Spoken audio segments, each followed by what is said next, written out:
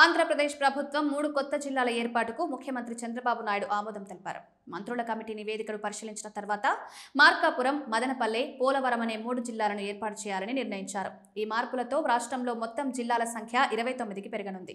పోలవరం జిల్లాను రంపచోడవరం కేంద్రంగా, రంపచోడవరం, చిత్తూరు డివిజన్లతో ఏర్పాటు చేస్తున్నారు. దీని జనాభా సుమారు 3.49 లక్షలు. మార్కాపురం జిల్లాకు మార్కాపురం, కనిగిరి డివిజన్లు ఉండగా మొత్తం జనాభా 11.42 లక్షలు. మదనపల్లి జిల్లాలో మదనపల్లె, పీలేరు డివిజన్లుంటాయి. ఈ జిల్లాకు 11.05 లక్షల జనాభా ఉంటుంది. అదనంగా నక్కపల్లి, అద్దంకి, పీలేరు, బనగానపల్లి, మడకసిర ప్రాంతాలలో కొత్త రెవెన్యూ డివిజన్లు ఏర్పాటు చేయాలని నిర్ణయించారు. కొన్ని మండలాలను పునర్విభజిస్తూ నందిగాం మండలాన్ని టెక్కలి డివిజన్లోకి, సామర్లకోట మండలాన్ని పెద్దాపురం డివిజన్లోకి చేర్చారు. మండపోట పరిధిలోని మండలాలను రాజమండ్రి డివిజన్కు మార్చగా పెనుగొండ మండల పేరును వాసవి పెనుగొండగా మార్చనున్నారు.